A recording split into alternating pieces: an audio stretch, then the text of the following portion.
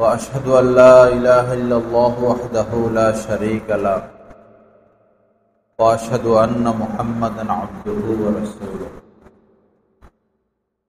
أما بعد قال النبي صلى الله تعالى عليه وسلم نعمتان مغبون فيهما كثير من الناس الصحة والفراغ وقال عليه الصلاة والسلام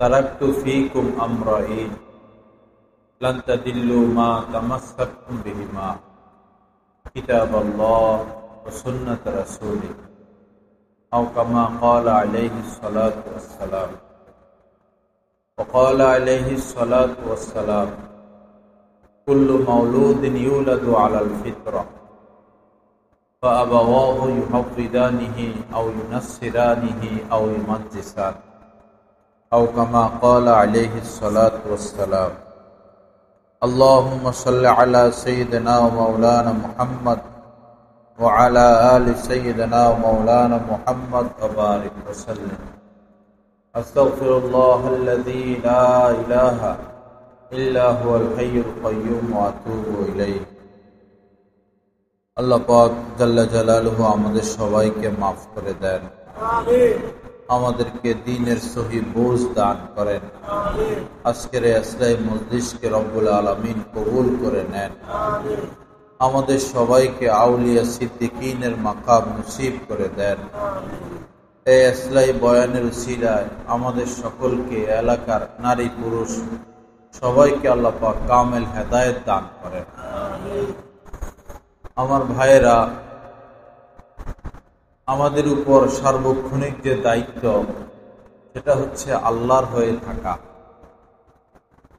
আল্লাহর হয়ে থাকা, আল্লাহকে না ভুলা। এক মিনিটের জন্য রব্বুল আলামিনকে না ভুলা। এক মিনিট তো অনেক লম্বা সময়, বরং এক সেকেন্ডের জন্য আল্লাহকে না ভুলা। দৈনন্দিন যত কাজ সেটা তো করতে হবে। খাওয়া দাওয়া, ঘুম, আরাম, আয় রোজগার, ব্যবসা বাণিজ্য, ওযু গোসল সবই করব। এগুলা তো হাত পায়ের কাজ। হাত দিয়া হাতের কাজ করব, পা দিয়া পায়ের কাজ করব, চোখ দিয়া চোখের কাজ করব, দাঁত দিয়া দাঁতের কাজ করব, ব্রেন দিয়া ব্রেনের কাজ করব। অন্তরের কাজ হচ্ছে আল্লাহর স্মরণ। অন্তরের কাজ হচ্ছে আল্লাহর স্মরণ।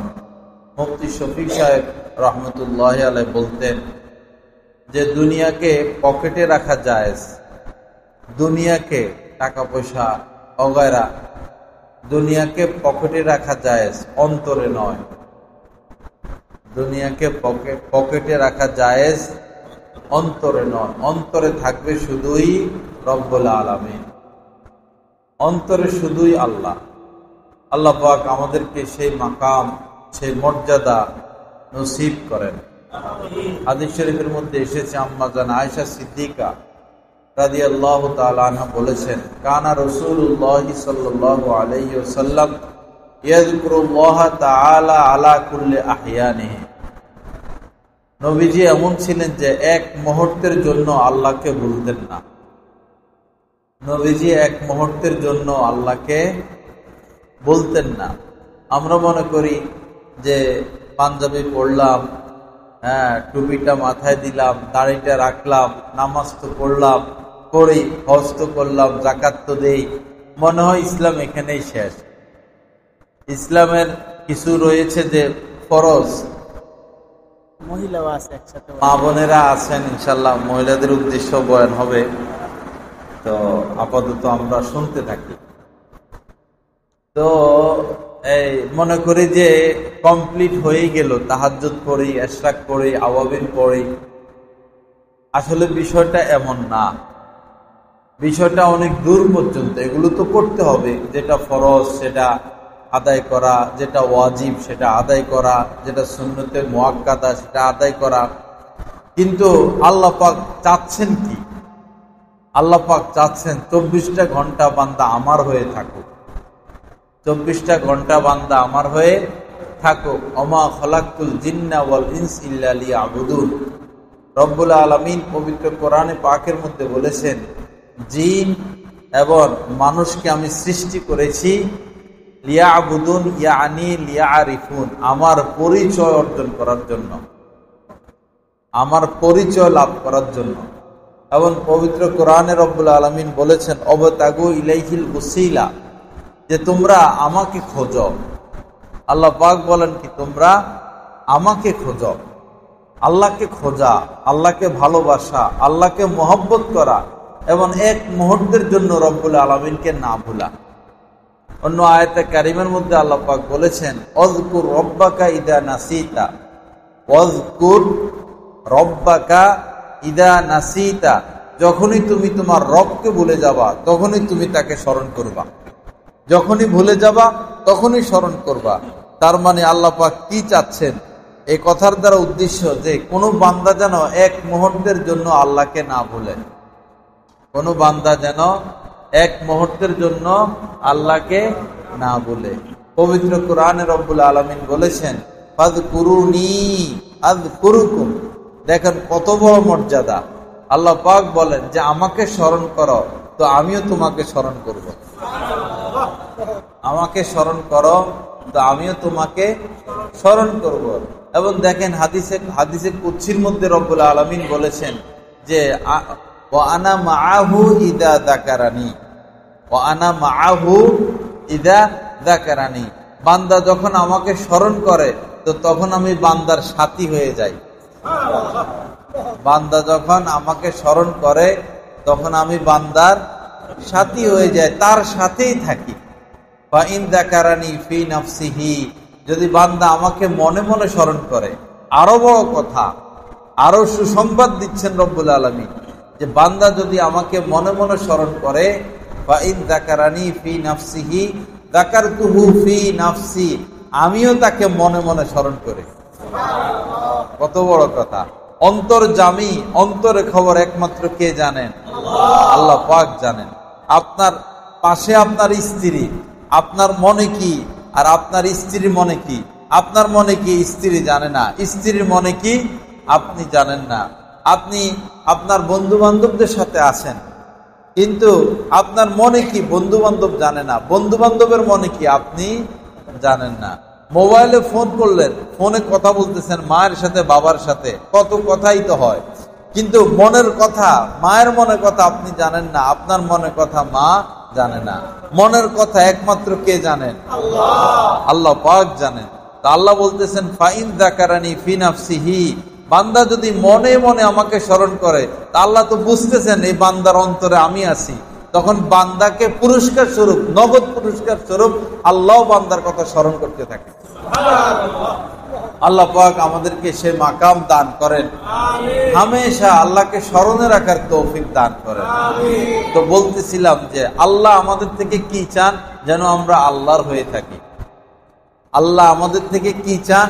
যেন আমরা আল্লাহর হয়ে থাকি। এখন আল্লাহর হয়ে থাকা কিভাবে? আল্লাহর হয়ে থাকতে হবে।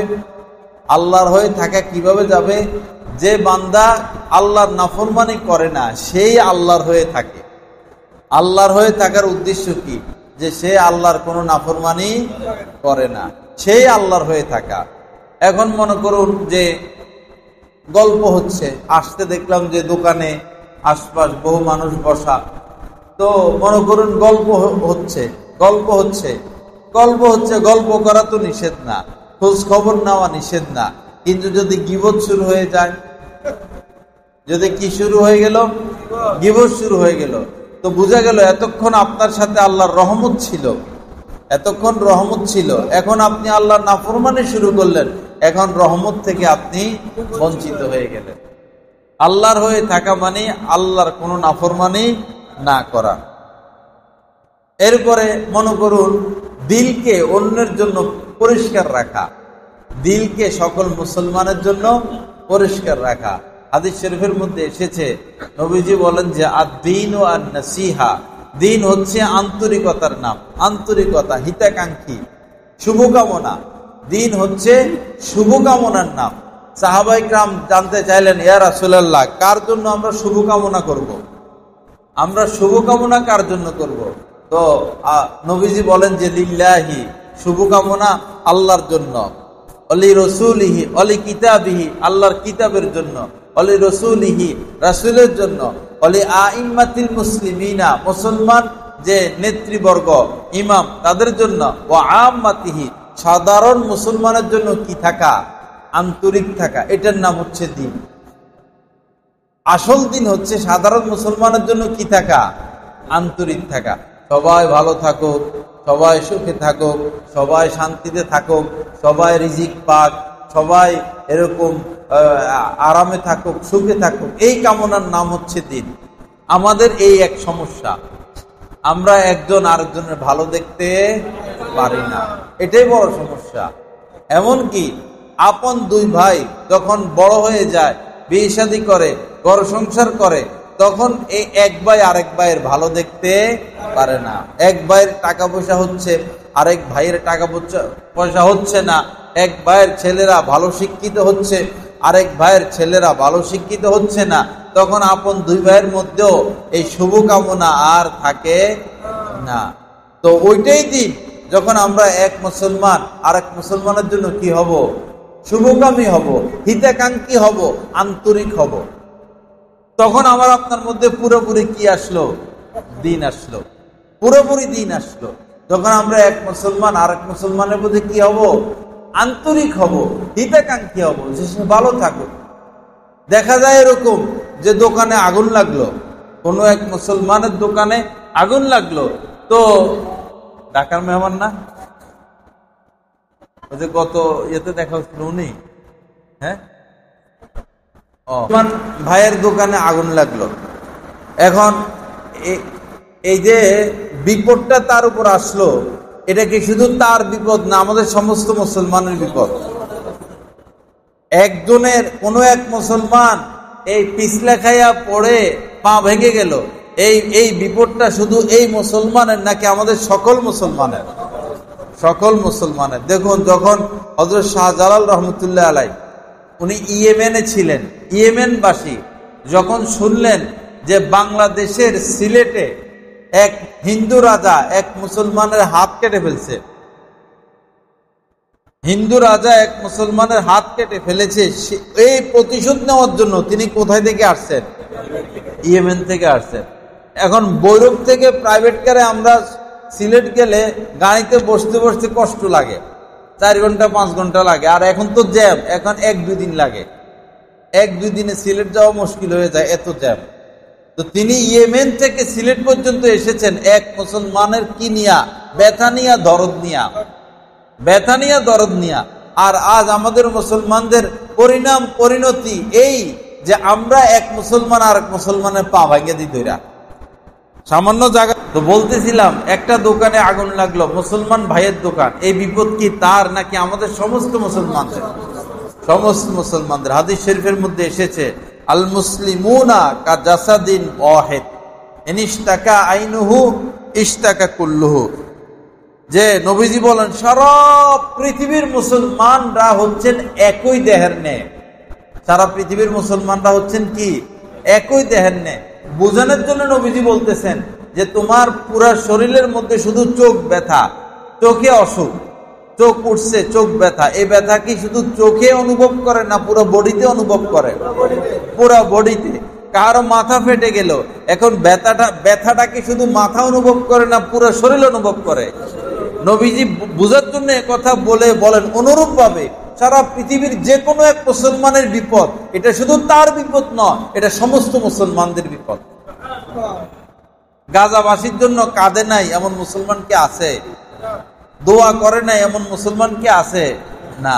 বোঝা গেল গাজাবাসীর ক্ষেত্রে যেমন আমরা হিতাকাঙ্ক্ষী হলাম, শুভকামী হলাম, সমস্ত মুসলমানদের জন্য আমাদের এরকম কি হতে হবে? হিতাকাঙ্ক্ষী হতে হবে। তখন আমার আপনার মধ্যে দিন আসবে, তখন আমার আপনার মধ্যে দিন আসবে। কাহার প্রতি হিংসা রাখা যাবে না, কাহার প্রতি হিংসা রাখা যাবে না। হিংসা বড় বড় ভয়ঙ্কর, হিংসা বড় ভয়ঙ্কর বিষয়। হাদিস শরীফের মধ্যে এসেছে, ইয়াকুমুল হাসাদ ফাইন্নাল হাসাদা, আমার কথা আপনারা বুঝেন তো নাকি? হ্যাঁ, নাকি বেশি ঘন বলে ফেলতেছি? ইয়াকুমুল হাসাদ ফাইন্নাল হাসাদা ইয়াকুলুল হাসানাত কামা তাকুলুন নারুল হাতাব। নবীজি বলেন যে অবশ্যই, ইয়াকুম মানে কি, অবশ্যই তোমরা হিংসা থেকে বেঁচে থাকো। আমাদেরকে বলতেছেন অবশ্যই তোমরা হিংসা থেকে বেঁচে থাকো। হিংসা যদি করো তো কি হবে, যে আগুন যেভাবে শুকনা লাকড়ি, শুকনা লতা পাতা, শুকনা ঘাসকে জ্বালিয়ে ছাই বানাইয়া দেয়, হিংসা করলে এই হিংসা তোমার নেক আমলকে এভাবে জ্বালাইয়া ছাই করে ফেলবে। তো লাভ না ক্ষতি? ক্ষতি। ক্ষতি ক্ষতি কি? এত কষ্টের নেক আমল হিংসা করলে শেষ। এত কষ্টের নেক আমল হিংসা করলে শেষ। এখন হিংসা করব নাকি শুভকামনা করব? মনে করেন আপনি হেঁটে যাচ্ছেন, এখন দেখলেন যে সুন্দর একটা বিল্ডিং করতেছে, এক মুসলমান ভাই বিল্ডিং করতেছে, থাকবে, এটা তো সে আমার মুসলমান ভাই, আল মুসলিম আকুল মুসলিম, এক মুসলমান আর এক মুসলমানের ভাই, তো সে বিল্ডিং করতেছে কেমন যেন আমি বিল্ডিং করতেছি, তার সুখ কেমন যেন আমার সুখ, তার দুঃখ কেমন যেন আমার দুঃখ। এখন আপনার ভিতরে জ্বলে যে আমি টিনের ঘরে থাকি আর দেখছো বিল্ডিং করে, আপনার ভিতরে জ্বলে জ্বলে, আপনার ভিতরে জ্বলে। আপনি এখন শুভকামনা করবেন তো দূরের কথা, আপনি কামনা করতেছেন দুনিয়ার কত জায়গায় ঠাডা পড়ে, এই বিল্ডিংটার উপর একটা ঠাডা পড়তো। এটা শুভকামনা হইল না কুকামনা হইল? এখন আপনি যে এই মুসলমানের ক্ষতি কামনা করতেছেন, এই কারণে এটা কি আল্লাহ বুঝতেছেন কিনা? আল্লাহ জানেন কিনা? তো আল্লাহ তো তাকে বিল্ডিং করার তৌফিক দিছেন। এখন আপনি তার বিল্ডিংটা পছন্দ করেন না, আপনি চাইতেছেন বিল্ডিংটা আগুন লাগুক, ঠাডা পড়ুক, এটা কি আল্লাহ পছন্দ করতেছেন? না। তো আপনি আল্লাহর কাছে ভালো সাজলেন না খারাপ সাজলেন? আল্লাহর নৈকট্যশীল হলেন না আল্লাহ থেকে দূরে সরে গেলেন? তো বুঝে গেল হিংসা করব না রহমত কামনা করব? রহমত কামনা করব, ভালো কামনা করব। মনে করেন আপনি হেঁটে যাচ্ছেন, আপনি রিক্সা দিয়ে যাচ্ছেন, হেঁটে যাচ্ছেন, এখন অনেক কাজ, অনেক কাজ, যেমন একজন গরিব মানুষ দেখলেন, একজন গরিব মানুষ দেখলেন, আপনার ভিতরে যদি ঈমান থাকে, আপনি যদি কোনো আলেম ওলামার সোহবত পেয়ে থাকেন, যদি মুসলমানদের প্রতি দরদ থাকে, একজন গরিব মানুষ পাইছেন, দেখছেন, সাহায্য করতে পারেন বা না পারেন, অন্তত ভিতরে ভিতরে বলবেন আল্লাহ এই গরিব মানুষটা দুঃখ কষ্ট আপনি দূর করে দেন, আল্লাহ এই গরিব মানুষটা দুঃখ কষ্ট দূর করে দেন। আপনি দেখতেছেন যে রিক্সা করে একজন অসুস্থ মানুষকে হাসপাতালে নিয়ে যাচ্ছে, তারে আপনি চিনেন না, আপনারা সে চিনে না, সে যেই হোক, কিন্তু আপনার উপর একটা দায়িত্ব। আল্লাহ তো আল্লাহ মুহূর্তে মুহূর্তে আমাদেরকে পরীক্ষা করেন, রব্বুল আলামিন আমাদেরকে মুহূর্তে মুহূর্তে পরীক্ষা করেন, রব্বুল আলামিন আমাদেরকে মুহূর্তে মুহূর্তে তারাক্কি দিতে থাকেন। আপনি যখন রোগী দেখলেন, সাথে সাথে আপনার বলা দরকার আল্লাহ তাকে আপনি সুস্থ করে দেন, আল্লাহ তাকে আপনি সুস্থ করে দেন। হিত কামনা করা, কল্যাণ কামনা করা। আপনি কোথাও যাচ্ছেন, এক লোক শরবত বিক্রি করে রাস্তার পাশে বৈশা, সকালবেলা বা দুপুরবেলা কাস্টমার নাই, বা দোকান খুলে বৈশা রয়েছে কাস্টমার নাই, আপনি তো হেঁটে যাচ্ছেন, কাজ তো নাই, আপনি এই কথা বলেন না আল্লাহ তার শরবতের কাস্টমার বাড়াইয়া দেন, তার দোকানে কাস্টমার বাড়াইয়া দেন, তার রিজিকের মধ্যে বরকত দেন। এটা কইলে কি আমাদের কোনো ক্ষতি হচ্ছে? ক্ষতি হচ্ছে না। কি হচ্ছে? আমি শুভকামী হইলাম। আমি কি হইলাম? শুভকামী হইলাম। আমি যদি এক মুসলমানের শুভকামী হই, মুসলমান না হোক, সাধারণ জনতা হোক, যদি হিন্দু হয়, খ্রিস্টান হয়, বৌদ্ধ হয়, তাদের অকল্যাণ কামনা তো করা যাবে না। একজন হিন্দুর সাথে দেখা অসুবিধা কি আপনি বলেন না আল্লাহ তাকে ঈমান দান করেন? আমাদের মাদ্রাসার পাশে একটা লোক জুতা শিলা, হিন্দু মানুষ, মনে বয়স 80-র উপরে হবে, বুড়া, একদম বুড়া, আমারে চিনে, মহব্বত করে। আমি যখনই দেখি তখনই তার জন্য দোয়া করি আল্লাহ তাকে ঈমান দান করেন, আল্লাহ তাকে ঈমান দান করেন, আল্লাহ তাকে ঈমান দান করেন। যে কোনো হিন্দু, ভৈরবে হিন্দুরা আমাকে খুব মহব্বত করে, হিন্দুরা আমাকে খুব মহব্বত করে, অনেক মহব্বত এদের সাথে। পরে দেখা সাক্ষাৎ হয়, কথাবার্তা হয়, তো আমি বস দোয়া করি তাদের জন্য, আল্লাহ ঈমান দান করেন, আল্লাহ ঈমান দান করেন, আল্লাহ ঈমান দান করেন। ওই যে বিগত সরকারের যখন পতন হয় তখন বিভিন্ন জায়গায় হিন্দুদের ঘর বাড়ি পড়াইতেছে। পরে ওই আমাদের এলাকার এক হিন্দুর সাথে এগুলা কথা, পরে উনি কয়, হুজুর এগুলা আসলে কোনো মুসলমানরা করে না, আলেম ওলামারাও করে না, এই যে আমাদের হিন্দুদের ঘর বাড়ি পোড়া এটা কোনো মুসলমানরা করে না, এটা একটা রাজনৈতিক বিষয়, এটা একটা রাজনৈতিক বিষয়। মুসলমানরা কখনো আমাদের ঘর ভাঙবে এটা আমার বিশ্বাস হয় না। তার কথা এগুলো। সে বলছে যে আমি তো বিভিন্ন জায়গায় বলি আপনার কথা, যে আমাদের এলাকাতে একজন আলেম আছেন, একজন হুজুর আছেন, তার সাথে আমরা কথাবার্তা বলি, উনাদের মধ্যে তো এগুলো আমরা কখনো দেখি নাই। একটা রুটি আপনি যদি একটা কুকুরকে দেন রব্বুল আলামিন খুশি হবে, একটা রুটি যদি একটা বিড়ালকে দেন রব্বুল আলামিন খুশি হবে, একটা রুটি যদি একজন মুসলমান গরিবের হাতে দেন যেমন রব্বুল আলামিন খুশি হবে, একটা রুটি যদি গরিব একটা হিন্দু খ্রিস্টান বৌদ্ধকে দেন তাও রব্বুল আলামিন খুশি হবে, তাও রব্বুল আলামিন খুশি হবে।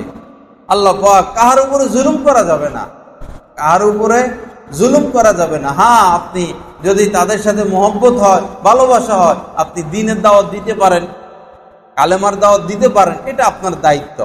তবে আগে মহব্বত সৃষ্টি করবেন, ফ্রি হবেন, তার একটা একরাম করবেন, তার উপকার করবেন, একরাম করবেন, উপকার করবেন। তখন আপনি কথা বললে সে আপনার কথাটা শুনবে, কথাটা রাখবে।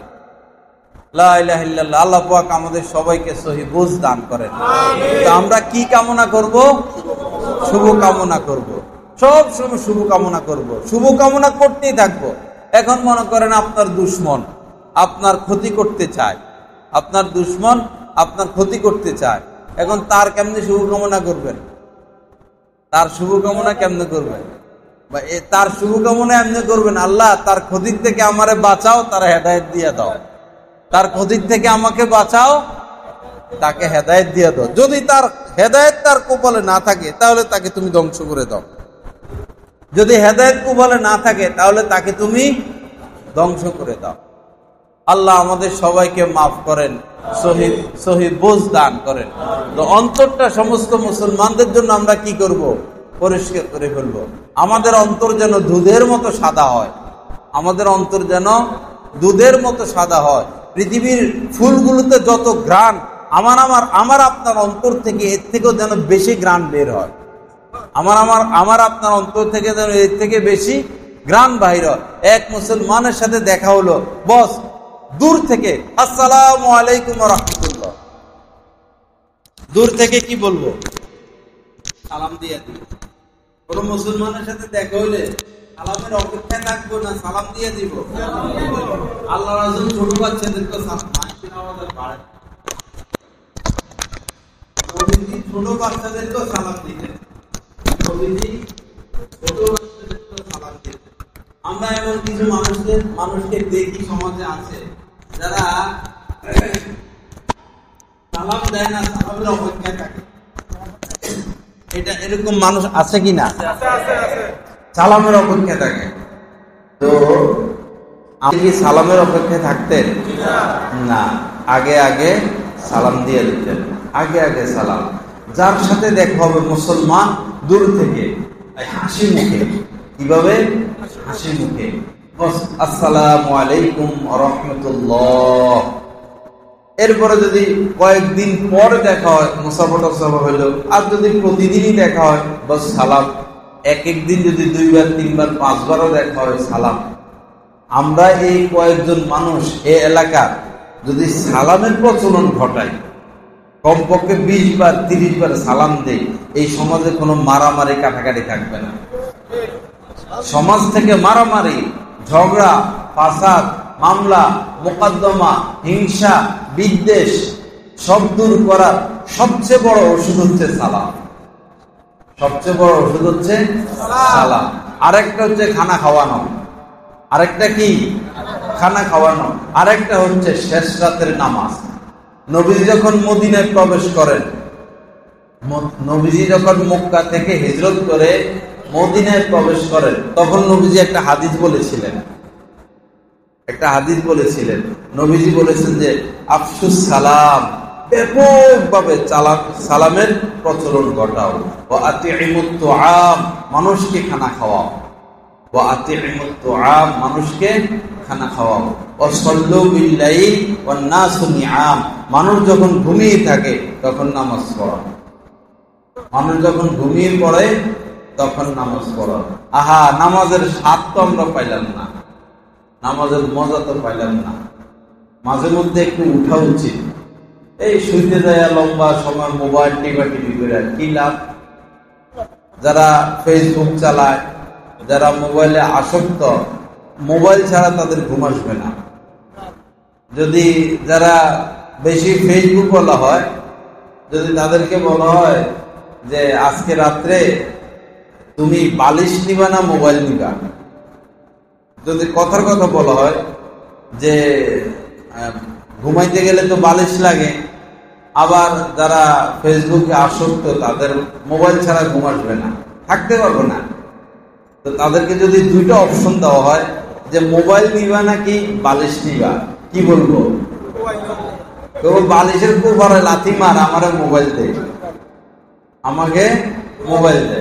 আচ্ছা, যদি বলেন যে আচ্ছা অপশন দুইটা, সারা রাত হয় ফ্যান চলবে তাহলে মোবাইল পাইবে না, আর মোবাইল যদি নিতে হয় তাহলে ফ্যান ছাড়া ঘুমাইতে হবে, তো কি বলবে তারা? ফ্যান লাগবে না, কি লাগবে? মোবাইল লাগবে। মোবাইলের এমন অবস্থা। এই 2 ঘন্টা 3 ঘন্টা শুয়ে শুয়ে যে আমরা মোবাইল চালাই, আমাদের লাভ না ক্ষতি? ক্ষতি। ক্ষতি মানে কি সহজ ক্ষতি নাকি অস্বাভাবিক ক্ষতি? অস্বাভাবিক ক্ষতি। এই গত কয়েকদিন আগে এক জায়গায় মাহফিলে গেলাম, এক যুবক এসে বলতেছে মন চায় আত্মহত্যা করে মরে যায়। মানে পাপ করতে করতে একসময় অনীহা আসে, পাপ করতে করতে অনীহা আসে। বিদেশের মধ্যে ইউরোপ আমেরিকা, তাদের তো পাপ আর নেক এক সমান। মদ খাওয়াকে তারা কিছু মনে করে না, জিনা করাকে কিছু মনে করে না, সুদ খাওয়া, ঘুষ খাওয়া কোনো পাপ তাদের কাছে পাপ বলতে নাই। তো পাপ করতে করতে করতে করতে করতে করতে আর কত করবে? জিনা করতে করতে কত করবে? শরাব পান খাইতে খাইতে আর কত পান করবে? আকাম কুকাম করতে করতে কত করবে? পরে সমানে আত্মহত্যা করে। পরে সমানে কি করে? আত্মহত্যা করে। পাপের মধ্যে যদি আল্লাহ পাক শান্তি রাখতেন তো পাশ্চাত্য বিশ্বের মানুষ এক একজন 1000 বছর হায়াত কামনা করত, কিন্তু তারা পাপ করতে করতে এক পর্যায়ে মৃত্যু কামনা করে। কি কামনা করে? মৃত্যু কামনা করে। বেঁচে থেকে আর কি করব? পাপ করতে করতে পরে বলে বেঁচে থেকে আর কি করব? আমার যুবক ভাইরা, ফেসবুক চালায়া কেউ কোনোদিন সফল হয় নাই, কেউ কোনোদিন কামিয়াব হয় নাই। এই অশ্লীল চিত্র, অশ্লীলতা দেখে, এই দেখার দ্বারা দিনের উপরে প্রভাব বিস্তার করে, মন খারাপ হয়ে যায়। এই সুন্দরী সুন্দরী মেয়ে, এদেরকে তো পাওয়া সম্ভব না, এদের কাছে যাওয়া সম্ভব না। যে সমস্ত মেয়েদের অশ্লীল ছবি দেখে, এগুলা হয়তো মরেও গেছে, কেউ কেউ মারা গেছে, কেউ কেউ বুড়ি হয়ে গেছে। এমনও মেয়েদের অশ্লীল ছবি দেখে যারা এই ভিডিওটা 20 বছর আগে, এটা যখন বুড়ি হয়ে গেছে, অথবা এই ভিডিওটা কয়েক বছর আগে, ওই মেয়ে হয়তো মারা গেছে, কবরে চলে গেছে, জাহান্নামের আগুনে জ্বলতেছে। আরেকটা বড় বিষয় হলো, ভালো মানুষকে দেখলে ভালো আসর পড়ে, খারাপ মানুষকে দেখলে খারাপ আসর পড়ে। আপনি রাস্তা দিয়ে হেঁটে যাচ্ছেন, একজন নামাজিকে দেখলেন, নামাজি মানুষ, মাথায় টুপি, মুখে দাড়ি, হাতে তাসবিহ, 5 ওয়াক্ত নামাজ পড়ে, 1 ওয়াক্ত নামাজ পড়ে গিয়ে আবার অপেক্ষা থাকে আবার আরেক ওয়াক্তে কখন মসজিদে আসবে। এরকম একজন ভালো মানুষের সাথে দেখা হইলে ভালো লাগে কিনা? ভালো লাগে। আবার আরেকজন মানুষের সাথে দেখা হয়েছে যে হইলো দালাল, যে হইলো ধূমপান করে, যে মদ খায়, মানুষের জমি দখল করে, মানুষের উপর অবিচার অত্যাচার করে, চোর বদমাশ ডাকাত, এই লোকটারে দেখলে ভালো লাগে নাকি খারাপ লাগে? খারাপ লাগে।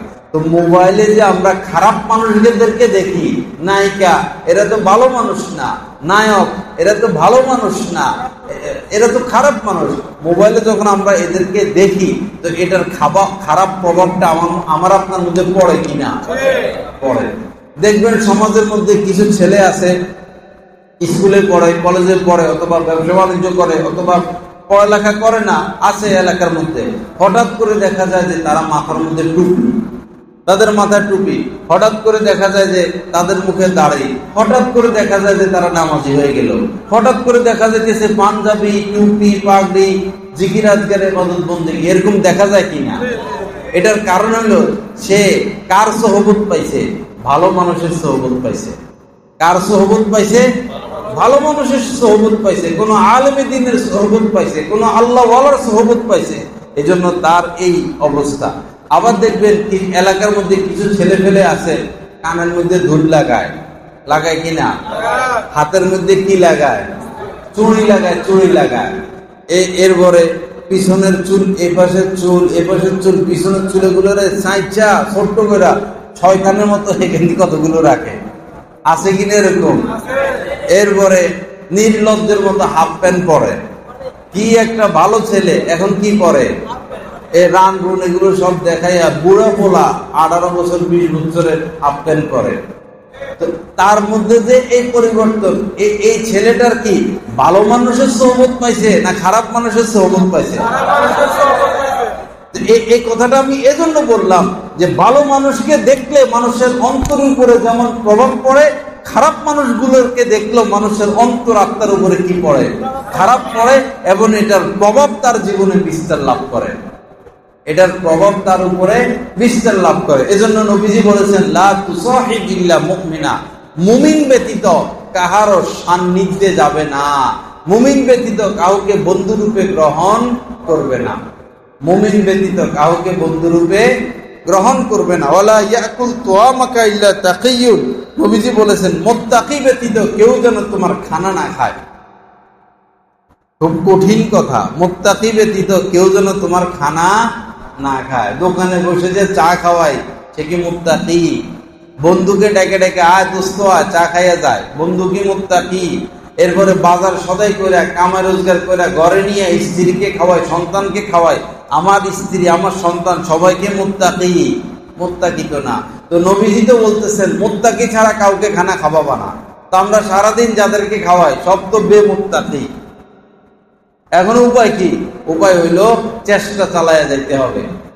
স্ত্রীকে মুত্তাকি বানানোর জন্য চেষ্টা চালায় যাইতে হবে, সন্তানকে মুত্তাকি বানানোর জন্য চেষ্টা চালায় যাইতে হবে।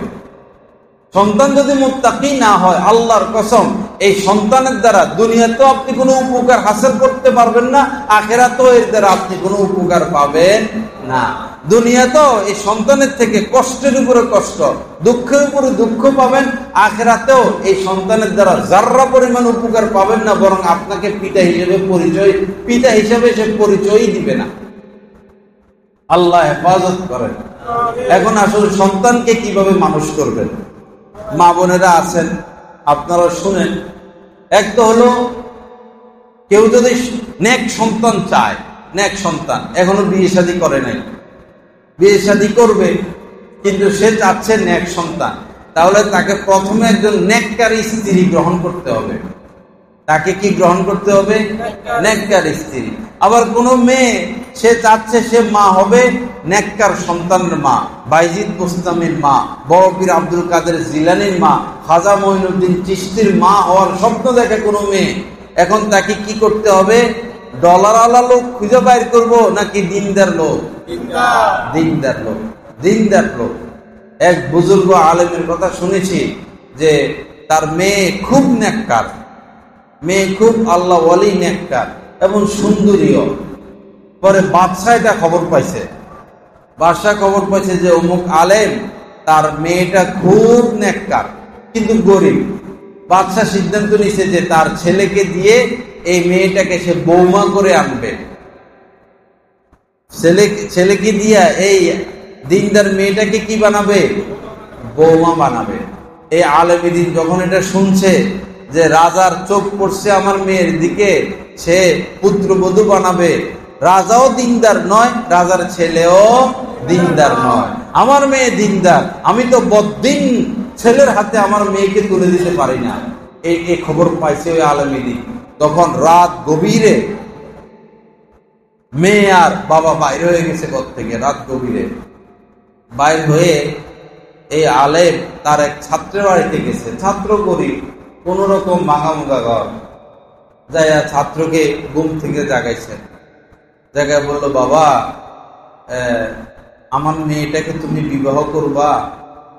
রাজা তার ছেলেকে দিয়ে আমার মেয়েকে পুত্রবধূ বানাবে, আমি তো বদ্দিন ছেলের হাতে আমার মেয়ে, আমার এত ভালো মেয়ে, মুত্তাকি মেয়ে, আল্লাহ বলে মেয়েটাকে তো বদ্দিন ছেলের হাতে দিতে পারি না, বাবা তুমি আমার মেয়েটাকে বিবাহ করবা? পরে ওই ছেলেও দিনদার, যে এটা তো আমার জন্য খুশনসিব, আমি তো তার উপযুক্ত না। ওই জায়গায় বিবাহ করাইয়া ওই ছেলের ঘরে নিজের কলেজের টুকরা মেয়েকে দিয়ে পরে আবার নিজের বাড়িতে ফিরে চলে আসছে। এরপরও বদ্দিন ছেলের হাতে নিজের মেয়েকে তুলে দেন নাই। কিন্তু আমাদের অবস্থা কি? আমরা যদি শুনি ব্যাংকে চাকরি করে, আমেরিকা থেকে আসছে, ইটালি থেকে আসছে, লন্ডন থেকে আসছে, সিটিজেন, তখন মেয়ে তো দূরের কথা, মেয়ের মা বাবার মাথা আগে খারাপ হয়ে যায়। মেয়ের মা বাবার মাথা আগে খারাপ হয়, এই খবরটা নেয় না যে এই ছেলেটার চারিত্রিক অবস্থা কেমন, এই ছেলেটার চারিত্রিক অবস্থা কেমন। ওই সমস্ত ইউরোপ রাষ্ট্রে যারা থাকে তাদের কাছে মেয়ে বিয়ে দেওয়ার আগে চিন্তা ভাবনা করা উচিত, তাদের কাছে মেয়ে দেওয়ার আগে চিন্তা ভাবনা করা উচিত। কারণ পরিস্থিতি খারাপ, পরিবেশ খারাপ, সে দেশে অবৈধ বলতে কিছু নাই, সব বৈধ। মদ বৈধ, শুয়োরের মাংস বৈধ, জিনা ব্যভিচার বৈধ, এমন কোন পাপের কাম নাই যেটা ওই দেশে সহজে সম্ভব না। এজন্য আসলে খুব সাবধানে আত্মীয়তা করা। আত্মীয়তার ক্ষেত্রে নবীজি বলেছেন, ফাযফার বিযাতিদ দ্বীন তারিবাত ইয়াদাক, যে ও কপাল পোড়া, তুমি সাংসারিক জীবনে যদি সুখী হতে চাও তো দ্বীনকে প্রাধান্য দাও। কাকে প্রাধান্য দাও? দ্বীনকে প্রাধান্য দাও। হাদিস শরীফের মধ্যে এসেছে, তুনকাহুল মারআতু লিআরবাঈন, সাধারণত 4 কারণে কোনো মেয়েকে বিবাহ করা হয়। কয় কারণে? 4 কারণে। তুনকাহুল মারআতু লিআরবাঈন, লিমালিহা, কেউ আছে মাল সম্পদ দেখে বিবাহ করে, সারা জীবন গরিব, যে আমি তো গরিবই, তো ধনী লোকের মেয়েকে বিবাহ করতে পারলে একটু সিরা যদি টাকা পয়সা পাই। কেউ মাল দেখে বিবাহ করে, কপাল পোড়া। এরা কি? কপাল পোড়া। যারা মাল দেখে বিবাহ করবে, মালের লোভে বিবাহ করবে, আল্লাহ পাক আজীবনের জন্য এদেরকে দারিদ্রতার মধ্যে রেখে দিবেন। এই জন্য মাল দেখে বিবাহ করতে নাই। তো কেউ তো মাল দেখে বিবাহ করে, লিমালিহা ওয়ালি জামালিহা, কেউ সুন্দর দেখে বিবাহ করে, ওয়ালি হাসাবিহা, কেউ বংশীয় মর্যাদা দেখে বিবাহ করে, ওয়ালি দীনিহা, কেউ বিবাহ করে দিন দেখে। কি দেখে? দিন দেখে। আমার যখন বিয়ের সময় হয়েছিল, তখন আমার আত্মীয় স্বজন পাত্রী দেখে, তা আমি বলছিলাম যে মেয়ে মোবাইল ব্যবহার করে আমি সেই মেয়ে বিবাহ করব না, যে মেয়ে মোবাইল ব্যবহার করে আমি সেই মেয়ে বিবাহ করব না। এখন তো আত্মীয় স্বজন পেরেশানির মধ্যে পড়ে গেছে, এই মেয়ে আমরা পাবো কই? খোঁজাখুঁজি, দিন থাকতে হবে, তার মধ্যে দিন থাকতে হবে। নিজ থেকে পর্দা করে, নিজ থেকে দিন মোতাবেক চলে। অনেক 2 বছর লাগছে, প্রায় কয় বছর লাগছে? 2 বছর লাগছে। পরে আমার যিনি স্ত্রী হইলেন, পরে আমি বলছে আমাকে অনেক কথা, যে আমার শাশুড়ি আমার স্ত্রীকে বিবাহিত কোনো মহিলাদের সাথে মিশতে দিত না। আমার শাশুড়ি আমার স্ত্রী সহ তারা 3 বোন, তাদেরকে বিবাহিতা মহিলাদের সাথেও মিশতে দিত না। আমার শাশুড়ি বলতেন যে বিবাহিত মহিলাদের মুখ পাতলা, এমন এমন কথা বলবে যেটা আমার মেয়ে জানে না, পরে আমার মেয়ের ক্ষতি হবে।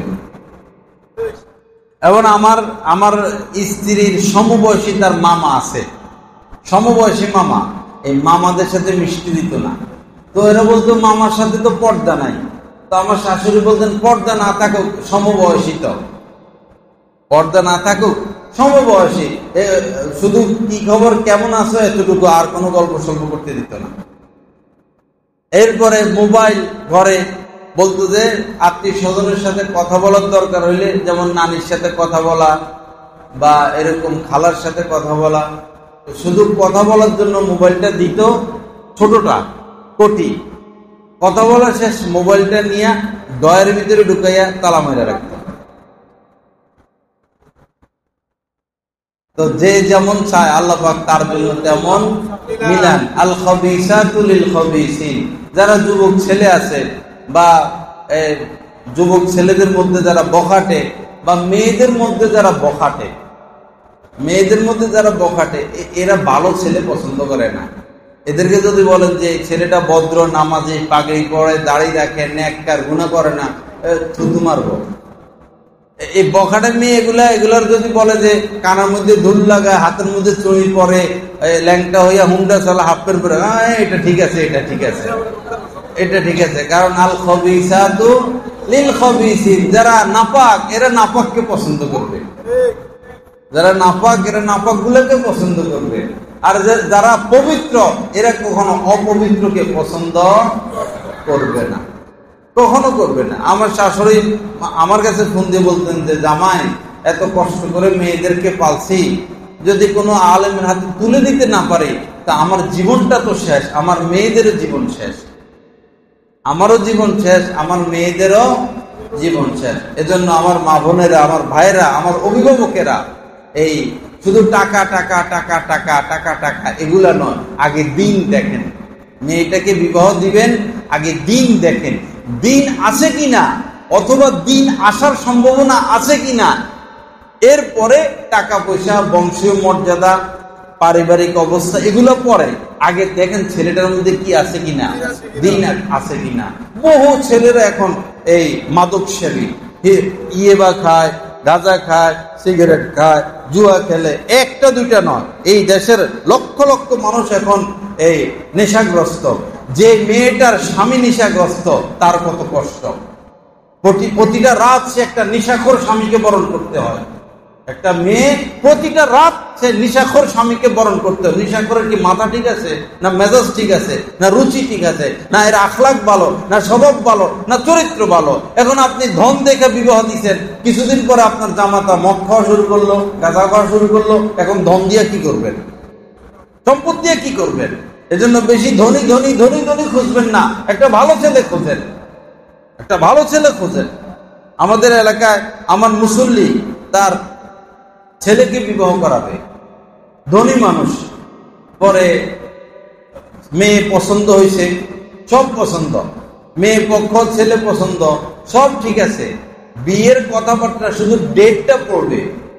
এই সময় খবর পাইছে যে ওই মেয়ের বাবার এই সিগারেট খাওয়ার অভ্যাস আছে। মেয়ের বাবার কি অভ্যাস আছে? সিগারেট খাওয়ার। উনি বলছেন না, আমি এই মেয়ে ঘরে আনবো না, আমি এই মেয়ে ঘরে আনবো না। তো অনেকে বলছে মেয়ের বাপে না সিগারেট খায়, মেয়ে কি আর খায়? না খাক, এটার আসর আছে, এটার কি আছে? আসর আছে। পরে আমার নাতি বুদ্ধিরা কি খাবে? সিগারেট খাবে। সিগারেটটাকে সহ্য করতে পারেন নাই, আত্মীয়তা ভেঙে দিছে, সিগারেট পছন্দ করেন নাই। লা ইলাহা ইল্লাল্লাহ, আল্লাহ পাক সহিহ বুঝ দান করেন। মেয়েটা বিবাহ দেওয়ার আগে পরিষ্কার কথা, মেয়েটা বিবাহ দেওয়ার আগে ছেলেকে দেখবেন তার আয় রোজগার কি, ছেলেকে দেখবেন আয় রোজগার কি, তার আয় হালাল কিনা, সে হালাল পথে কামায় কিনা। মনে করেন যদি সে কোনো এনজিওতে চাকরি করে, অথবা সে ব্যাংকে চাকরি করে, অথবা সে এমন চাকরি করে সুদের সাথে লিপ্ত, তাহলে আল্লাহ রস্তে পা দুইটা ধরে বলি, আপনার মেয়েটাকে জবাই করবেন না, আপনার মেয়েটাকে জবাই করবেন না। ইনকাম যে ছেলের সাথে আপনি আত্মীয়তা করবেন তার ইনকাম 1 লাখ নয়, 50,000 নয়, মাত্র 10,000, সংসার চলবে কিন্তু হালাল, হালাল। এই ছেলের সাথে যদি আত্মীয়তা করেন, এই 10,000-এর মধ্যে আল্লাহ পাক 10 লক্ষ টাকার বরকত দিয়ে দিবেন। আর এমন ছেলের সাথে আত্মীয়তা করবেন যে ছেলের ইনকাম 10 লাখ, আসে কিসের পথে? কালো পথে, সুদের পথে, ঘুষের পথে, অন্যায়ের পথে, এমন চাকরি করে যে চাকরির বেতন বৈধ নয়। তো এই 10 লক্ষ টাকা ইনকামওয়ালা ছেলের সাথে আত্মীয়তা করবেন, 10 টাকার বরকতে পাবেন না, 10 টাকার বরকত পাবেন না। এই অসুখ, এই বিপদ, মন খারাপ থাকে, এই কিডনি শেষ হয়ে যায়, এই ফুসফুস শেষ হয়ে যায়, এই হার্ট নষ্ট হয়ে যায়, এই গাড়িতে অ্যাক্সিডেন্ট। 12টা মাস যাদের আয় রোজগার হারাম, 12টা মাস তারা বিপদের মধ্যে থাকে, 12টা মাস। এটা বিপদ থেকে উদ্ধার হইতে পারে না, কারণ এদের সাথে তো আল্লাহর যুদ্ধের ঘোষণা, এদের সাথে কার যুদ্ধের ঘোষণা? আল্লাহ পাক যুদ্ধের ঘোষণা করছেন, ইয়া আইয়ুহাল্লাযীনা আমানুত্তাকুল্লাহ। আল্লাহ পাক বলেন, হে মুমিনরা, যদি তোমরা আল্লাহকে ভয় করো, তোমরা আল্লাহকে ভয় করো, ওয়াজারু মা বাকিয়া মিনার রিবা, সুদের আগাগোড়া কম বেশ যা আছে সব ছাইড়া দাও। 1 লাখ সুদ খাও না, 1 টাকা খাও, আল্লাহ পাক বলতেছেন বাদ দাও। এই 1 লাখ, এই 1 টাকাও বাদ দাও। সুদের আগাগোড়া যা আছে বাদ দাও, ইন কুনতুম মুমিনিন, যদি তুমি মুমিন হয়ে থাকো। দেখেন, এর থেকে আর ইম্পর্টেন্ট হার্ড আর কোনো কথা নাই। হে ঈমানওয়ালারা, আল্লাহকে ভয় করো, সুদের যতটুকু আছে এ টু জেড সব ছাড়ো, যদি তুমি মুমিন হয়ে থাকো। ইন কুনতুম মুমিনিন ফা ইন লাম তাফআলু, পরবর্তী আয়াতে আল্লাহ পাক বলতেছেন, যদি সুদ না ছাড়ো, ফা ইন লাম তাফআলু, যদি সুদ না ছাড়ো, ফাযানু বিহারবিন মিনাল্লাহি ওয়া রাসূলিহি, তো হে সুদখোর, তোর সাথে আমার যুদ্ধের ঘোষণা, তোর সাথে আমার যুদ্ধের ঘোষণা। আল্লাহ যার সাথে যুদ্ধের ঘোষণা দিয়েছেন, তার কি কোনো উপায় আছে? তার বাঁচার কোনো উপায় আছে? আল্লাহ রস্তে পা ধরে বলি, এই সুদের পথ থেকে বের হয়ে চলে আসে। আমাদের ইমাম সাহেবরা, কওমি মাদ্রাসার শিক্ষকরা, মুয়াজ্জিনেরা কয় টাকা বেতন পায়? সাধারণত 8, 9, 6 এরকম। গত মনে হয় শুক্রবার আমার বয়ান ছিল বৈরব এক জায়গায়।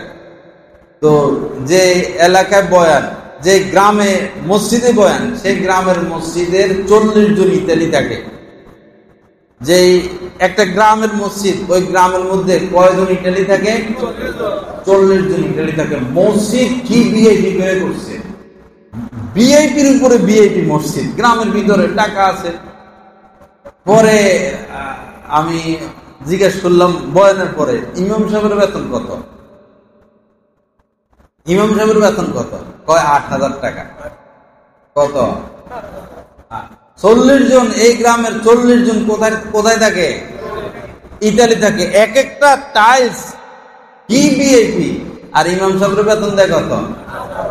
8,000। কি চায়ের টাকা, না পানের টাকা, না বাচ্চাদের পড়ালেখার খরচ, না জামা কাপড় খরচ, না চাউল কিনবে, না ডাউল কিনবে, না ইলিশ মাছ কিনে খাইবে? ইলিশ মাছ জীবনে কিনতে পারবো? গরুর গোশত জীবনে কিনা সম্ভব? পরে আমি বলছিলাম যে আপনাদের তো বিষ খেয়ে মরা উচিত। এরা আমার মুরিদান বক্তবিন্দু, কিছু বললে অসুবিধা নাই, বলছে আপনাদের বিষ খেয়ে মরা উচিত। পরে কথাবার্তা বাড়তেছে, পরে বললো যে আপনি প্রতি মাসে আমাদের এখানে একবার আসবেন। পর আমি শর্ত দিছি, ইমামের বেতন বাড়াইতে হবে। ইমামের বেতন বাড়াইবেন। আমি বলছি যে গরু জবাই করতে হবে, গরু জবাই করে খিচুড়ি পাকাবেন, তাহলে আসবো। এটা কোনো ব্যাপারই না আমাদের জন্য। 40 জন ইটালি থাকে, গরু জবাই করা কি? পরে বলছি ইমামের বেতন বাড়াইতে হবে। এখন পরে বিদায়ের সময় আমি বারবার এটা চাপ দিছি, ইমাম সাহেবের বেতন বাড়াইবেন। পরে একজন আলেম ছিল সাথে, উনি বলতেছেন, হুজুর 8,000 টাকা বেতন তো এটাও বাকি থাকে। 8,000 বেতন এটাও কি থাকে? এই হচ্ছে আমাদের ইনসাফ, এই হচ্ছে আমাদের ইনসাফ। এটার হিসাবও আল্লাহ পাকের কাছে দিতে হবে। তো বলতেছিলাম যে এই ইমাম সাহেবদের 10-এর নিচে বেতন, কওমি মাদ্রাসার শিক্ষকদের 10, 12, 13,000 টাকা বেতন, তারা কি চলে না? খারাপ খায় না ভালো খায়? ধনীদের মতো খায় না আরো ভালো খায়? পোশাক আশাক কি ধনীদের মতো না আরো উন্নত? ইজ্জত সম্মান ধনীদের থেকে নিচে না উপরে? আখেরাতে ঠকে যাইব, দুনিয়াতে ঠকে গেছে। তো এই ইমামরা, মাদ্রাসার শিক্ষকরা ব্যাংকের থেকে লোন আনে, সিসি আছে, সুদ খায়, ঘুষ খায়, এত সুখী আছে, তারপরে সুদে টাকা আনে না। তো আপনারা আনেন কেন? করোনার সময় আমারে মাস্ক পরানোর জন্য, মাস্ক পরার জন্য, আরে হুজুরে মাস্ক পরে না, মাস্ক পরে না, মাস্ক পরে না। আমি 1 মিনিটের জন্য মাস্ক পরি নাই, হাজার হাজার মানুষের সাথে মুসাফা করছি। কোন ইমাম সাহেবের করোনা হয়েছে? কইতে পারবেন? কোন ইমামরে করোনায় ধরছে? ওই আমাদের ধর্মমন্ত্রী ছিল ওই সময়, শেখ আব্দুল্লাহ, মনে হয় 6টা মাস্ক পরতো। বেচারা করোনা মারা গেছে, আল্লাহ জান্নাতের ফয়সালা করেন। সব কুটিপতি দেখে করুণা আবার মানুষ চিনে। করুণা কি চিনে? মানুষ চিনে। করুণা তালেবে ইলমকে ধরে নাই, হাফেজে কোরআনকে ধরে নাই, কোন আলেমকে ধরে নাই, ধরছে কাদেরকে? দেখে আমাদের গৌরবের একজন 1000 কোটি টাকার মালিক, পরে করুণা ধরছে, এক গাড়ি টাকা লইয়া ঢাকা গেছে। এক গাড়ি টাকা নিয়া ঢাকা যাইয়া হাসপাতালে ঘুরছে, কোথাও একটা সিট নেই, কোথাও একটা সিট পায় না। দেশে আইসা বাসায় ঢুকতে চাইছে, দরজা বন্ধ করে দিতে সন্তানে। বাসায় ঢুকতে চাইছে, ঘরে ঢুকতে দেয়নি। আমি তার সাথে দেখা করতে গেছি, কেউ যায় না। ওর মার্কেটে ছিল, বিশাল বড় মার্কেট, কেউ যায় না। না স্ত্রী খবর নেয়, না সন্তান খবর নেয়, না আত্মীয় স্বজন খবর নেয়। আমি গেছি, পরে বেচারা আমার থেকে দূরে থাকে। আরে দূরে যান কেন? পরে একটু সাহস পাইছে, পরে একটু আমার সাথে হাঁটামুটা করছে কিছুক্ষণ, খুব শান্তি পাইছে। আমাদের মার্কাজুল ইসলামিয়াতে করোনার রোগীদেরকে গোসল করাইত। করোনার শত রোগী ওইখানে গোসল করাইছে। যারা গোসল করাইছে তাদের খবর আমরা পাইছি, প্রথমে তো পিপি লাগাইতো। কত পিপি লাগাইবো? পিপি ভেজাল না, পরে পিপি ফালাইয়া প্রত্যেক দিন 100-150 করোনার লাশ গোসল করায়। তো এদেরকে করোনা ধরছে কেউ বলতে পারবে? আমাদের ভৈরবে আলেম ওলামার টিম হয়েছে একটা, আলেম ওলামাই, যে যত করোনার রোগী আমরা তাদেরকে গোসল করাবো। তো প্রথমে তারা পিপি ব্যবহার করতো, মাস্ক, পিপি একবারে প্লাস্টিকের প্যাকেট একটা দিকে ঢুইকা লাশ গোসল করাইতো। কত দম বন্ধ হয়ে যায় না? পরে পিপি ফালাইয়া স্বাভাবিকভাবে লাশদেরকে গোসল করাইছে, একজনের তো করোনা হইল না। অথচ আশ্চর্যের বিষয়, এই যখন করোনার রোগীদের জানাজা হবে, ছেলে আসে না, ভাই আসে না, বাবা আসে না, আত্মীয় স্বজন আসে না। এই আলেম ওলামায় মানুষগুলা জানাজাও পড়াইছে, দাফন করছে, কোনো আত্মীয় স্বজন আশপাশেও নাই। সত্য নাকি মিথ্যা? সত্য। এক লোক আমাদের ভৈরবের ঢাকা মারা গেছে, পরে ভাবছে যে করোনায় মারা গেছে, দেশের লাশ আনছে, এখন সবাই বাইকে চলে গেছে, আত্মীয় স্বজন কেউ নাই। পরে এই গাঁয়ের থেকে লাশ ফালাই দিছে, লাশের কাছে কেউ যায় না। বড় বাঁশ আনছে, বাঁশ দূরের থেকে বাঁশ দিয়ে গুতাইতে ঠেলতে পরে নিয়ে এই গর্তের মধ্যে ফালাইছে, ধারে কাছে কেউ যায় নাই। পরে শোনা গেছে আসলে তার করোনাই ছিল না, এই পেট ব্যথা উঠছিল, সম্ভবত অ্যাপেন্ডিসাইটের ব্যথা বা কিছু। হাসপাতালে গেছে, ডাক্তাররা আসে নাই, ওই চিল্লাইতে মারা গেছে। আসলে করোনা ছিল না। লা ইলাহা ইল্লাল্লাহ। তো প্রাসঙ্গিক ভাবে এই কথাগুলো বললাম, আল্লাহ মাফ করে দেন, আল্লাহ পাক সহিহ বুঝ দান করেন। তো দুনিয়ার এই অবস্থা, আর কিয়ামতের ময়দানে যখন বিভীষিকাময় অবস্থা, আল্লাহ পাক বলছেন ইয়াউমা ইয়াফিরুল মারউ মিন আখিহি, কিয়ামতের ময়দানে ভাই ভাইয়ের পরিচয় দিবে না, ভাই ভাইয়ের কাছ থেকে পলাবে। ইয়াউমা ইয়াফিরুল মারউ মিন আখিহি ওয়া উম্মিহি ওয়া সাহিবাতিহি ওয়া বানিহি, মার কাছ থেকে সন্তান পলাবে, স্বামীর কাছ থেকে স্ত্রী পলাবে, স্ত্রীর কাছ থেকে সন্তান পলাবে। কেউ কারোর পরিচয় দিবে না, কেউ কারোর কাছে আসবে না, না জানি উপকার করা লাগে কিনা। তো সেই কিয়ামতের চিত্র করোনা আসার পর আমরা বাস্তবে দেখেছি। এজন্য আমার মা বোনেরা, আমার অভিভাবক ভাইরা, নেককার ছেলের হাতে মেয়েটাকে তুলে দিবেন, নেককার ছেলের হাতে মেয়েটাকে তুলে দিবেন। আপনার মেয়েটা সুখে থাকবে, শান্তিতে থাকবে। আবার ছেলেকে বিবাহ করাবেন, একটা ফুটফুটে একটা নেককার মেয়ে ঘরে আনেন, একটা নেককার মেয়ে ঘরে আনেন। এক বুড়ো মানুষ যা কাঁদতেছে, হুজুর আমার আর কোনো দুঃখ নাই। কি হয়েছে? আমার বৌমা সকালবেলা ঘুম থেকে উঠে নামাজ পড়ে, সূরা ইয়াসিনের তেলাওয়াত করে, আমার আর কোনো দুঃখ নাই, আমার আর কোনো চাওয়া পাওয়া নাই। পুত্রবধূর ব্যবহারে এই শ্বশুরের চোখে পানি আসে, খুশির পানি। আর পুত্রবধূর ব্যবহারে বহু শ্বশুর শাশুড়ি আছে, ঘরে যেতে চায় না, রাস্তাঘাটে থেকে জীবন কাটায় দেবে। পুত্রবধূর ব্যবহারে।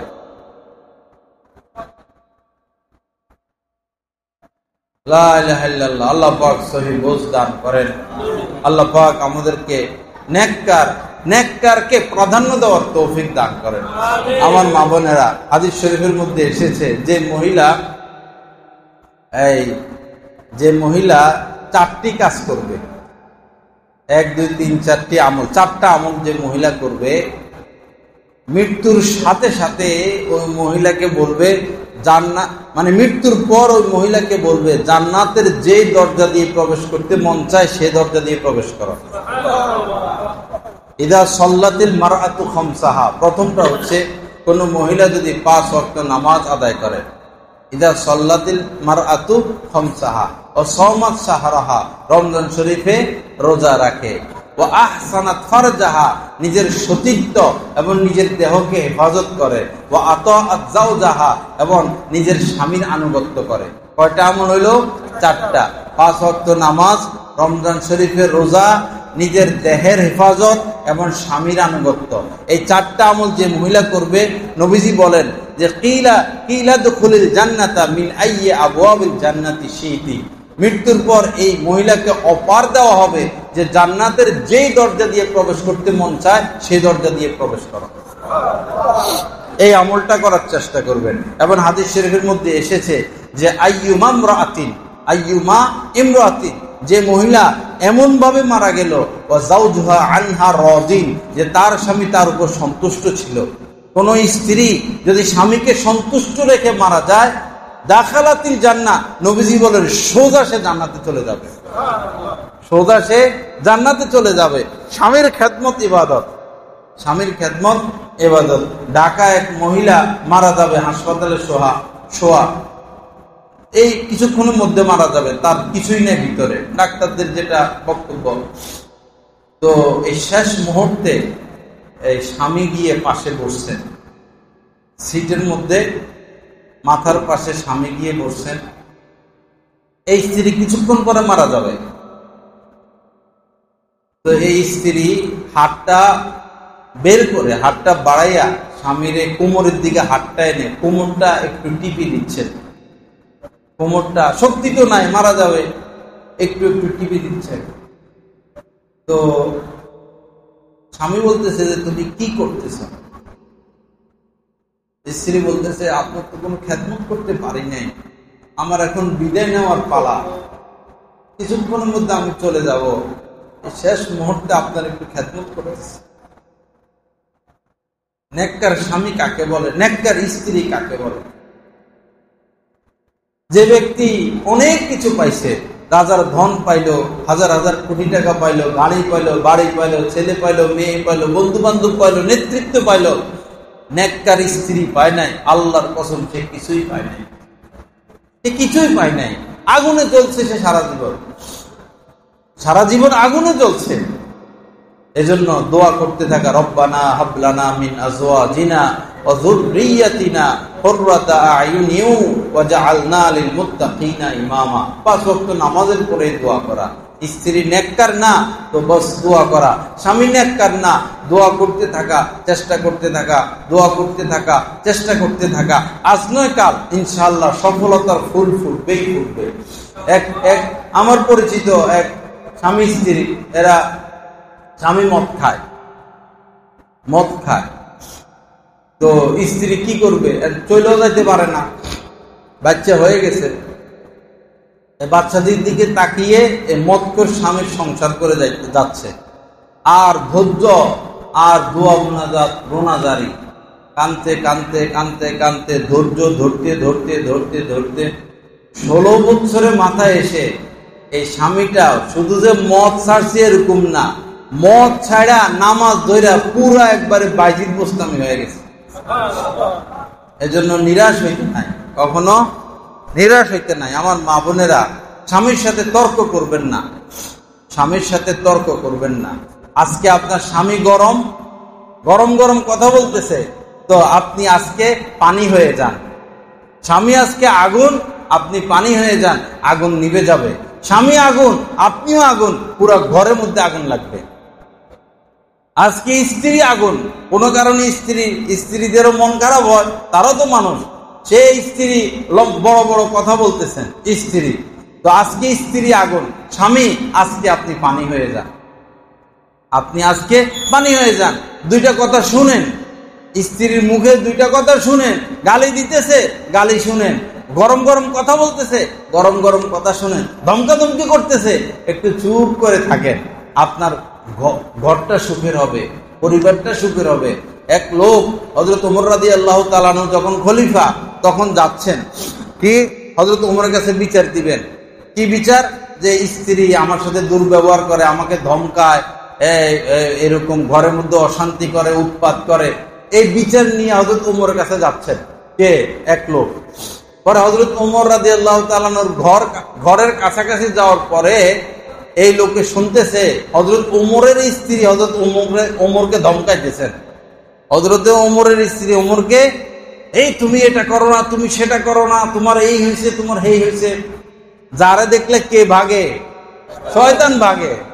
যারা দেখলে শয়তান ভাগে। যারা দেখলে পৃথিবীর রাজা বাদশাদের শরীরে কম্পন এসে যায়, যাকে দেখলে দুশ্মন পলায়ে চলে যায়, তার সাথে উচ্চ বাক্য কে করতেছে? স্ত্রী করতেছে। পরে এই লোক আবার কয়, তওবা আস্তাগফিরুল্লাহ, কই আইলাম। এই লোক রওনা হইছে, চলে যাইতেছেন। পরে হযরত ওমর পিছন থেকে ডাক দিয়েছেন, কি হইলো ভাই, আসো আসো, কি হয়েছে, চলে যাচ্ছ কেন?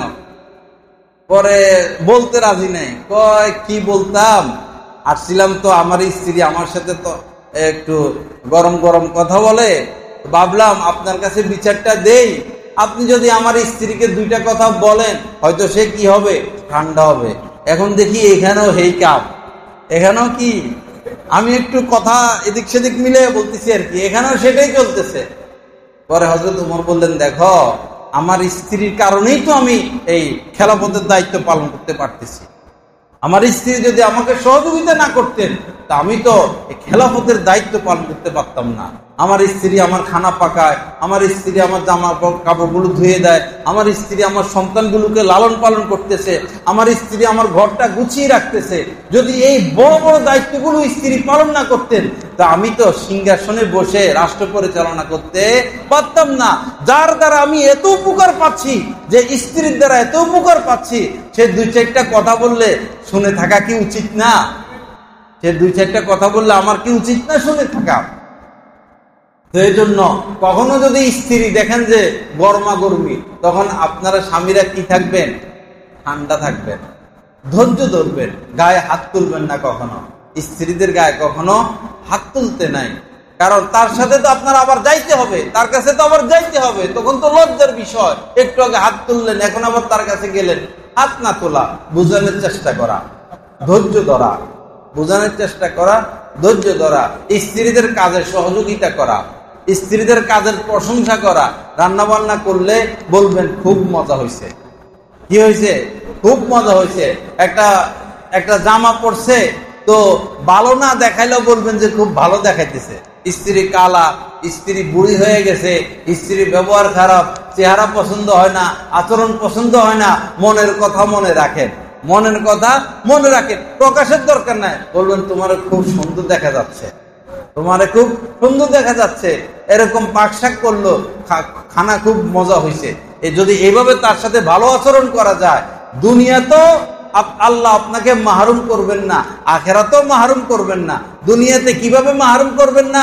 আপনার সন্তানেরা নেক হবে, আপনার সন্তানেরা নেক হবে। এই স্ত্রীর কারণে আপনার রিজিকের মধ্যে বরকত হবে, এই স্ত্রীর কারণে বাইরে আপনার সুনাম হবে, সুখ্যাতি হবে। আর কতক্ষণ বয়ান? তারিখ বিষয় আসছে, তো একটু সমাধানে যাই। ভারতবর্ষে এক বড় আল্লাহর ওলি ছিলেন, সম্ভবত উনার নাম মির্জা মাজার জানা এরকম হইতে পারে। অনেক বড় আল্লাহর ওলি। তো একদিন শায়েকে খানকা থেকে বাসায় পাঠাইছে যে আমার খানা নিয়ে আসো। খাদেমকে পাঠাইছেন যে বাসা থেকে আমার খানা নিয়ে আসো। তো খাদেম গেছে বাসায়, যাই বলতেছেন হযরত বলছেন খানা দিতে আমি খানকা থেকে আসছি। হজরত বলছে না, হজরত আবার কি একটা শুয়োর রে হজরত কস, এটার মতো বদমাশ, এটার মতো খারাপ, এটার মতো নষ্ট এই পৃথিবীতে এরকম মানুষ আছে? হজরত হজরত কইতে আইছে, কারে গালি দিতেছে? স্বামীরে গালি দিতেছে। তো যারে পাঠাইছে এ হইল পাঠান। পাঠান কি ছিলেন? তলোয়ার বাইর করছে। আমার শায়েক রে, আমার পীর ও মুর্শিদকে গালি দেয়া, কল্লা আজকে শরীরের মধ্যে কল্লা রাখবো না, মাথা দ্বিখণ্ডিত করে ফেলবো। পরে আবার মনে পড়ছে যে আরে তো আমার শায়েকেরই তো স্ত্রী, উনি যদি পীর হয়, উনি হচ্ছেন আমার পীর মা, আমি কেমনে তার কল্লা কাটবো? বহু কষ্ট স্বীকার করে খানা নিয়া খানকায় গেছেন, মন খারাপ, চেহারা কালো। পরে শায়েকে বুঝছেন ব্যাপারটা, বুঝা পরে ডাকছেন, কি হয়েছে বলো। বললো, এরকম মহিলার সাথে আপনি ঘর করেন? আপনি এরকম মহিলার সাথে ঘর করেন? আমি বললাম যে শায়েককে খানা দেন। শায়েক শব্দ শোনার পরে উনি তেলে বেগুনে সেইটা কি অশ্লীল ভাষা আপনাকে গালিগালাজ করলো, কেমনে তার সাথে আপনি ঘর করেন, সংসার করেন? পরে শায়েক বলল যে দেখো, এই স্ত্রীর সাথে ঘর করি, এই জন্যই তো আল্লাহ পাক আমার সম্মান এত বাড়াইয়া দিচ্ছে, এই জন্যই তো হাজার হাজার মানুষ আমার থেকে দিন শিখতেছে, হেদায়েত পাচ্ছে। আমি তার অত্যাচারের উপর ধৈর্য ধারণ করি, এই কারণে তো আমার এত মর্যাদা। এজন্য এই স্ত্রী ঘর সংসারের ক্ষেত্রে ধৈর্য ধরতে হবে, ঘর সংসারের ক্ষেত্রে ধৈর্য ধরতে হবে। আপনি, আমার এক দোস্ত বিয়ে করতেছে, তো বিয়ের দিন আমি তাকে বলছিলাম যে তুমি পাথর কামড়াইয়া খাইবা, বুঝাইবা যে সিদ্ধ আলু খাইতেছ। পাথর চিবাইয়া খাইবা, বুঝাইবা কি সিদ্ধ আলু খাচ্ছ। তাহলে পারিবারিক জীবনে তুমি সুখী হইবা, তাহলে পারিবারিক জীবনে তুমি সুখী হইবা। অনেক ধৈর্য ধরতে হবে একজন স্বামীকে পারিবারিক জীবনে। আল্লাহ আমাদেরকে সেই মাকাম দান করেন। মা বোনেরা যারা আছেন, স্বামীর সাথে কখনো তর্ক করবেন না। স্বামী বাসায় আসার আগে একটু পরিপাটি থাকবেন। স্বামী বাসা আসার আগে ঢাকা থেকে আসবে, ভালো জামাটা পরবেন, প্রয়োজনে আবার গোসল করবেন, প্রয়োজনে সুগন্ধি ব্যবহার করবেন, একটু সেজে গুজে পরিপাটি থাকবেন। মা বোনেরা এমন ভাবে থাকবে কখনো যেন তাদের শরীর থেকে দুর্গন্ধ না আসে, মুখ থেকে দুর্গন্ধ না আসে, দাঁতগুলো যেন শিলার মতো দবদবে সাদা থাকে, দাঁতগুলো যেন সাদা থাকে, চুলগুলো যেন পরিপাটি থাকে, পোশাকটা যেন পরিষ্কার থাকে, শরীরটা যেন পরিষ্কার থাকে, জামাটা যেন পরিষ্কার থাকে। প্রয়োজনে মা বোনেরা 2 বার গোসল করবে। স্বামী আসে রাত্রে, এখন স্ত্রী গোসল করছে দুপুরে, বিকেলে আবার ঘামাইয়া গেছে, কাজকর্ম করছে, ঘামাইয়া গেলে স্বাস্থ্যবান মহিলাদের শরীর থেকে দুর্গন্ধ আসে। প্রয়োজনে আপনি সন্ধ্যার পরে আবার গোসল করবেন। স্বামী আসার আগে আপনাকে পরিপাটি হয়ে থাকতে হবে। স্বামী ঘরে প্রবেশের সাথে সাথে স্বামীর চেহারার দিকে তাকাই আপনাকে বুঝতে হবে আমার স্বামী এখন কি চান, আমার স্বামী এখন কি চান। স্বামীর আচার আচরণে আপনি স্বামীর মনের কথা বুঝবেন। যদি বুঝেন যে স্বামী চায় 1 গ্লাস শরবত, গরম থেকে আসছে, তাড়াতাড়ি শরবত বানায় দিবেন। স্বামী পেটে ক্ষুধা নিয়ে আসছে, স্বামীর জন্য খাবারের ব্যবস্থা করবেন। স্বামী গরম দিয়ে আসছে, এখন বাতাস করা দরকার, পাখা নাই, তো একটা হাত পাখা দিয়া স্বামীকে বাতাস করতে থাকবে। স্বামীর রুচি আপনার বুঝতে হবে, স্বামীর মেজাজ আপনার বুঝতে হবে, স্বামীর মন মানসিকতা আপনার বুঝতে হবে। আপনার কোনো রুচি নাই, আপনার স্বামীর রুচি আপনার রুচি। আপনার কোনো মেজাজ নাই, আপনার স্বামীর মেজাজই আপনার মেজাজ। আপনার কোনো সাজসজ্জা, কোনো পছন্দের পোশাক নাই, আপনার স্বামীর যে পোশাকটা পছন্দ আপনারও সেই পোশাকই পছন্দ। আপনার নিজস্ব কোনো রুচি, কোনো সৌন্দর্যতা, কোনো কিছু স্বামীর সামনে পেশ করবেন না। স্বামীর সাথে আপনি একাকার হয়ে যান, স্বামীর সাথে আপনি একাকার হয়ে যান, তখন আপনাদের স্বামী স্ত্রীর সংসারটা জান্নাতি সংসার হয়ে যাবে। স্বামী স্ত্রীর সংসারটা জান্নাতি সংসার হয়ে যাবে। আল্লাহ আমাদেরকে আমল করার তৌফিক দান করেন, আল্লাহ পাক সহিহ বুঝ দান করেন। আমাদের সকল বুজুর্গদের বুজুর্গ যিনি ছিলেন সাইয়্যিদুত তায়েফা হাজী আমদাদুল্লাহ মুহাজির মক্কি রাহমাতুল্লাহ আলাইহি, আমার পীর ও মুর্শিদের মুখে খবর এই ঘটনাটা শুনছি। ওনার কাছে এক মহিলা গেছে, যাই বলতেছে যে আমাদের স্বামী স্ত্রীর মধ্যে সারাদিন ঝগড়া, কোনো মিল নাই, মহব্বত নাই, ভালোবাসা নাই, ঝগড়া ফাসাদ এগুলো। আপনি একটু পানি পড়া দেন যেন আমাদের ঘরের মধ্যে কি আসে, শান্তি আসে। পরে হাজী আমদাদুল্লাহ মুহাজির মক্কি রহমতুল্লাহ আলাইহি, বুজুর্গ মানুষ, আল্লাহর ওলি মানুষ, সাহেবে নিসবত মানুষ, বিসমিল্লাহ পড়েও পানিতে ফু দেয় নাই, এমনি একটু পানি দিয়ে দিছেন। বিসমিল্লাহ পড়েও ফু দেয় নাই, এমনি একটু পানি দিয়ে দিছেন। বলছেন যখন দেখবে তোমার স্বামী আসতেছে মুখের মধ্যে পানি নিয়ে বসে থাকবা, এটা অনেক দামি পানি, অনেক গুরুত্বপূর্ণ পানি, অনেক মূল্যবান পানি, পানি অপচয় করা যাবে না, এই পানির কদর করবা। যখনই দেখবে স্বামী আসতেছে মুখের মধ্যে পানি নিয়ে বসে থাকবা, পানি ফালাইবাও না, খাইবাও না। যখন দেখবা স্বামী ঠান্ডা, এই পানি খেয়ে ফেলবা। আবার যখন দেখবা যে তোমার স্বামী গরমাগরমি শুরু করছে, রাগারাগি শুরু করছে, আবার যাই একটু পানি মুখে নিয়ে এই মুখের মধ্যে পানি নিয়ে বসে থাকবা। আসলে এটা পানি পড়া নাকি সাধারণ পানি? সাধারণ পানি।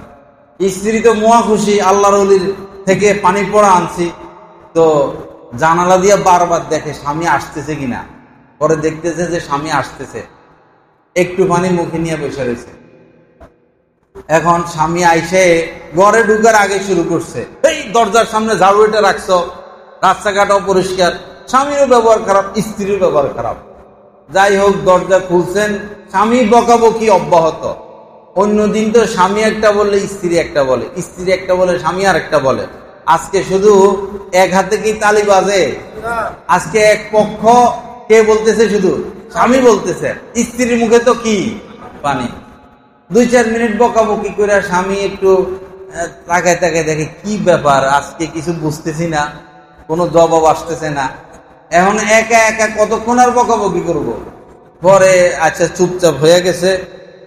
পরে স্ত্রী পানি গোপনে গোপনে খাইয়ে ফেলছে, খাইয়া ভাতটা দিছে। পরে কোনো কারণে আবার ঝগড়া শুরু হয়েছে, শোয়ার আগে দিয়া ঝগড়া শুরু হয়েছে। আর স্ত্রী চুপচাপ উঠে আইসা পানি লুকিয়ে রাখছে, একটু পানি মুখে নিয়ে আবার স্বামীর কাছে গেছে। স্বামী তো বকাঝকা করতেছে, 24 ঘন্টা কামই তো এটা। এখন আবার একটু একটু তাকায় তাকায় দেখে যে স্ত্রী কি নাই, কোনো সারা শব্দ নাই। পরে লজ্জা পাইছে, পাইয়া ঠান্ডা হয়ে গেছে। উনি পানি পড়া দেওয়ার সময় বলছে 1 সপ্তাহে পানি ব্যবহার করবা। কয় সপ্তাহ? 1 সপ্তাহ। এখন একদিন ব্যবহার করার পরেই দেখলো যে সমস্যা 16 আনার মধ্যে 15 আনাই কি 15 আনাই শেষ। পরে একদিনের মাথায় স্বামী মুসকি মুসকি হাসে, কি ব্যাপার তোমার মধ্যে এত পরিবর্তন? এবং স্ত্রীও মুসকি মুসকি হাসে। আসলে ব্যাপারটা তো সেটা যে এত বড় আল্লাহর ওলির থেকে কি আনছি? পানি পড়া আনছে। আসলে কি পানি পড়া? আসলে এমনি একটু পানি। 2 দিনের মাথায় যে ঘরে দিন ও রাত ঝগড়া চলতো, 2 দিনের মাথায় এখন কি নেই? কোনো ঝগড়া নাই। কিসের বরকত? চুপ থাকার বরকত। কিসের বরকত? চুপ থাকার বরকত। এক সাহাবী এসে বলতেছেন, ইয়া রাসূলুল্লাহ আউসিনি, হে আল্লাহ রাসূল, আমাকে কিছু নসিহত করেন, আমাকে কি করেন? কিছু নসিহত করেন। নবীজি বললেন যে লা তাগজাব, একটা নসিহতই করছেন, কি করো না? রাগারাগি করো না, মাথা গরম করো না। লা তাগজাব ফারাদ্দাদা মিরারান। সাহাবী বললেন, ইয়া রাসূলুল্লাহ, এত ছোট নসিহত, অন্তত 5 মিনিট তো বয়ান করবেন। আমি যদি আইসে এখানে বলতাম যে লা তাগজাব, কেউ রাগারাগি করবেন না, এরপরে যদি আমি আর ওয়াজ না করে চলে যাই, আপনারা মানবেন এটা? যে এত বরুয়ের থেকে হুজুর আসলো, আইসা শুধু বললো লা তাগজাব, রাগারাগি করেন না, এটা কি কেউ মানবো? কিন্তু এক কথার মধ্যে কত কথা আছে? 1000 কথা আছে। নবীজির জামিউল কালাম ছিলেন নবীজি, এক কথার মধ্যে 1000 কথা। সাহাবী বললেন যে আরো কিছু নসিহত করেন। নবীজি একই কথা, লা তাগজাব লা তাগজাব, কি করো না? রাগ করো না, রাগ করো না। বাবা, সংসার জীবনে আমার মা সুখী হতে চান, রাগারাগি করবেন না। স্বামীরা সুখী হতে চান, রাগারাগি করবেন না। ব্যবসায়ী ব্যবসার লাইনে সুখী হতে চান, রাগারাগি করবেন না। শিক্ষক শিক্ষকতার ক্ষেত্রে আপনি সফলতা চান, রাগারাগি করবেন না। কি করবেন? ধৈর্যশীল হবেন। ইন্নাল্লাহা মাআস সাবিরিন, আল্লাহ পাক ধৈর্যশীলদের সাথে আছেন। আল্লাহ পাক কাদের সাথে আছেন? ধৈর্যশীলদের সাথে আছেন। আমরা ধৈর্য ধরবো, সর্ব হালতে আমরা ইনশাআল্লাহ মদদ পাইতে থাকবো। আল্লাহ পাক জাল্লা জালালুহু যা কিছু আলোচনা হলো, আমাদের সবাইকে কথাগুলোর